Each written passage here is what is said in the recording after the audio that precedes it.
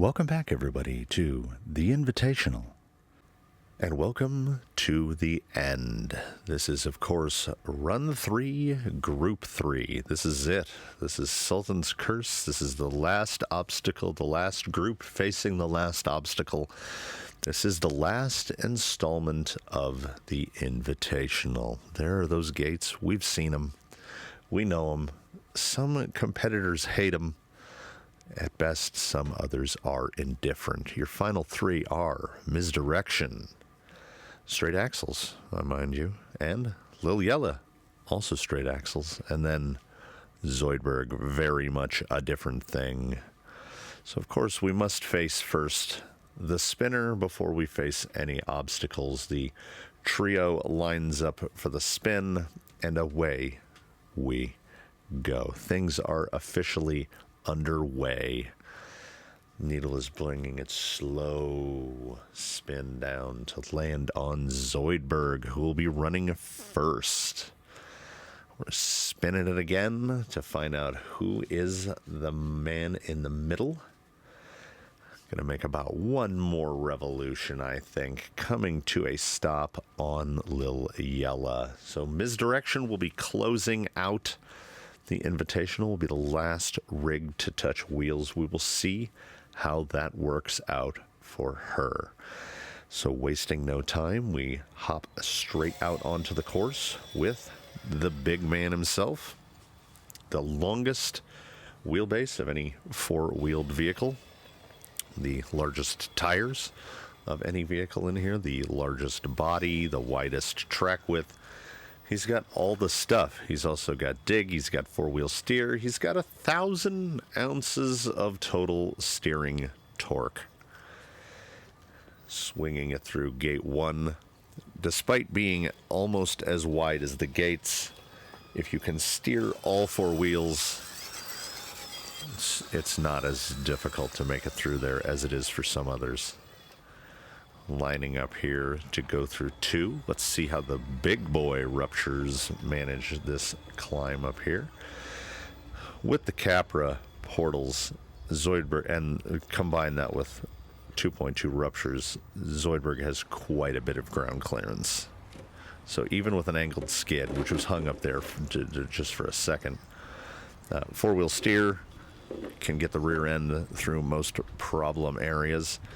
Having the most flex of any of the vehicles in the competition.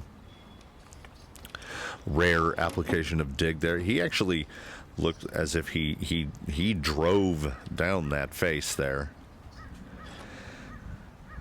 That's a bit of a nose stand. I think he's still got the one rear tire up on that bridge. Taking it real gently here. Doesn't want to fall onto either of those markers. Gonna swing his way around. Go to the low angle here. We can see him navigating. He's just gonna try to stay tight inside. We will see how that particular choice works out for him. Ends up poking him out pretty wide. Let's see if a 2-2 falls into that little gap there. It does. It's kind of pushing. He's really out of shape here. Opts for a reverse.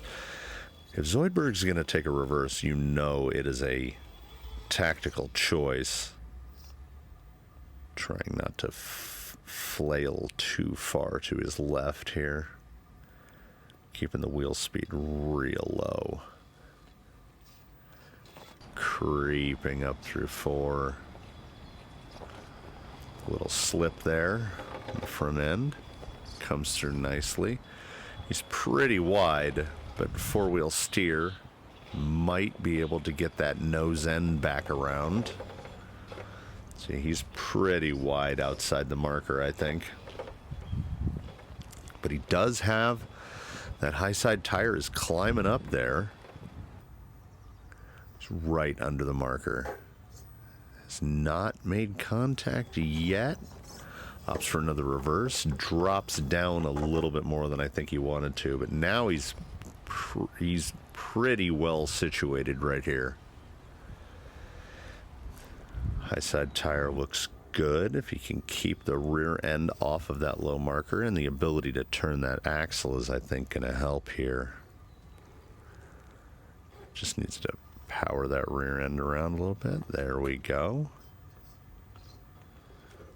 Zoidberg doing remarkably well here. I think the final obstacle set might have been directly into his wheelhouse. Swings around, gonna make the usual climb, but he is very wide and his tires are very big. Let's see how he manages with 6, which has been a make or break gate. Getting real light on the top side there. Little slip down, and just slid down and popped it with the front wheel. So Zoidberg's coming off, ending his time in the Invitational. So with that one down and just 2 to go, we arrive at the man in the middle. Lil Yella is going to work his way up to the line here. We call him an Enduro because, I mean, I guess he's still on element rails, but he's 4-link. He's got a 12.8 wheelbase. He's got a 3-gear gearbox with a dig unit on it. He's a whole bunch of stuff. See how he looks like he's doing a little dig swing here through 1. Looks positioned pretty well. Yeah, that's nice and tidy there through 1. And just, I don't know how he didn't clip 6. But that was a no contact on 6. Time to see how JConcepts The Hold do up over here. They are a forward traction tire, so this should be okay for Yella. Long wheelbase here, not helping. Shorter wheelbase is a little better here. Gets the rear end successfully up. Against his drop down, let's see how he manages through 3. A little high there.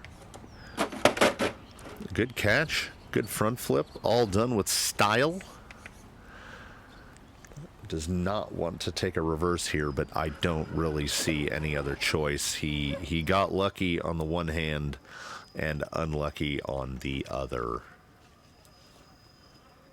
So I think he might be trying to approach 4 here from as far left as we've seen anyone do it, but the slabs weren't having it, and we're just pushing him towards the little notch there. And that notch is pretty well dug out, as he's the 8th competitor through here. So that spot where his driver's rear is right now has been pretty well dug out. He's a little stuck here. Doesn't want to get too rowdy. The run is going really well so far. Let's not jolly green this, Yellow. Let's keep it together. Trying some real low speed to push that nose end around. Ooh, that rear in the notch is really caught. And I think we've seen this maneuver before. I think we're going to see us swing it around. Yeah, we're going all the way around. This is a valid strat. It saves you 2 points. It only takes a few seconds to get all the way around. It's a tight course. It's coming down and around, motoring across. He does not have a tremendous amount of wheel speed. It's going really far right here. Let's see if he can keep that rear from falling in.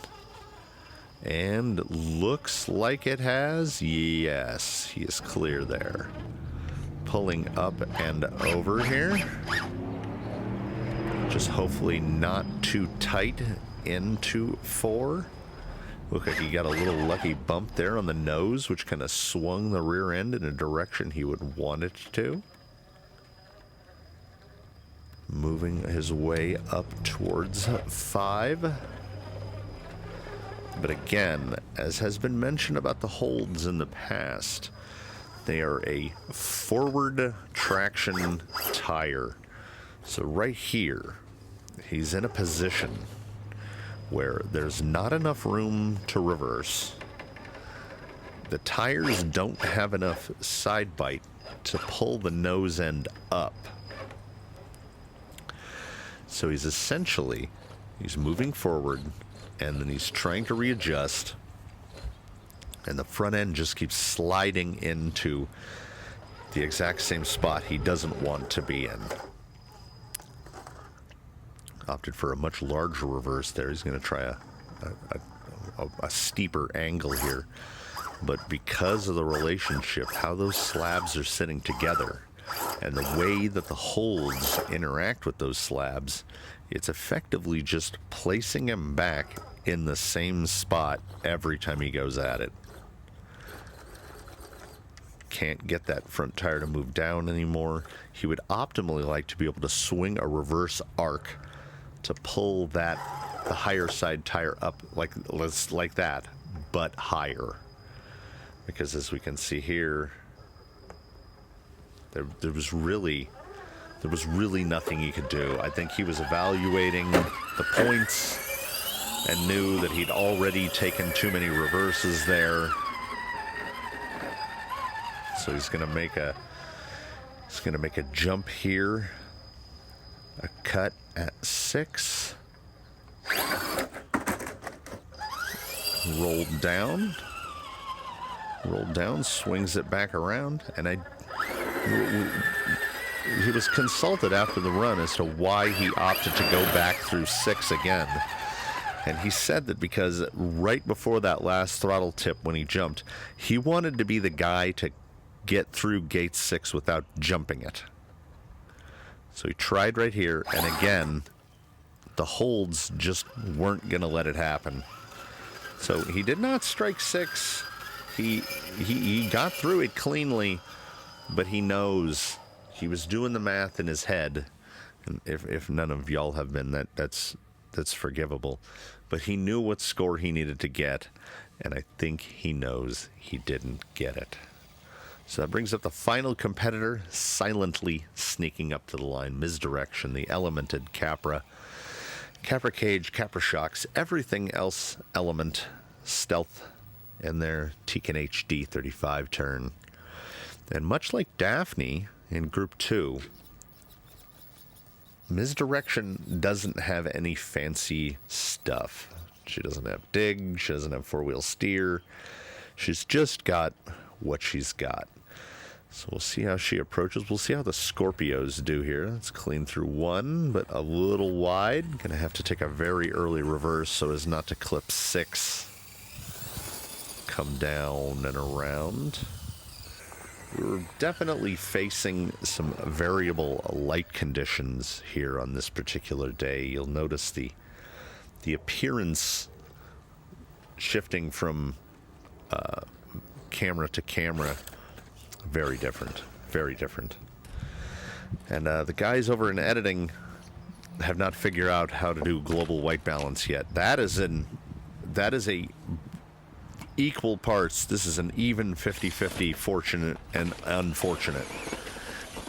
She could have perhaps not taken as big of a leap off that bridge to get down from there, but landing there, there's really only one effective way to get back through gate 3, which is to go all the way around and come down through gate 2 again.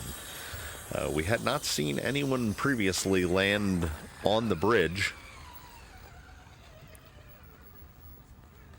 So making another assault here. Doesn't have to worry about the markers this time. Cuts a much cleaner line there. A little spring pop. Is that tire working against her? And over the nose and down. And she is well and truly in a bad place. Can she find a spot to get clear? As mentioned, here or somewhere else, reverses do not count if you're upside down. You can use whatever you need to use to get your wheels back on the ground. But she is in a spot now where I don't think anything is going to happen here. Yep, she has conceded defeat here, and she's going to be reset back to gate 3. It's going to drop in here. So a rollover is not the end of the world. Getting hung up a little here. Swing it around wide to make the approach. Straight axles have a bit of a time here. This is a very broken area. There's a lot of dead space, a lot of murder holes. She's in a big murder hole right now and has ejected out. And you will notice the front axle has stopped moving.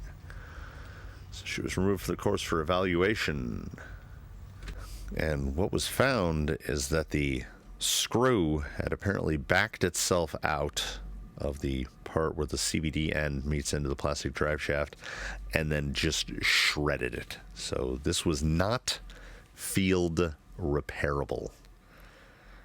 So what that means is now we're into the scores, as that ends Misdirection's day and her time in the Invitational. Go straight in. Zoidberg 2 tactically applied reverses, struck 1 gate. He did not roll over, and you will notice there is a max column here that will be explained shortly. Obviously, no maxes for Zoidberg. Zoidberg ends his day with an unbelievable 11 points at Sultan's. Lil Yella dropped in with 4 reverses, mostly trying to maneuver his way through gate 5. He did strike 1 gate. He successfully avoided rollovers, and obviously if there's no rollovers, there are no gate maxes. So he ends his day with a very nice 15 points. That is a good score. Misdirection had 2 reverses in between gates 1 and 3.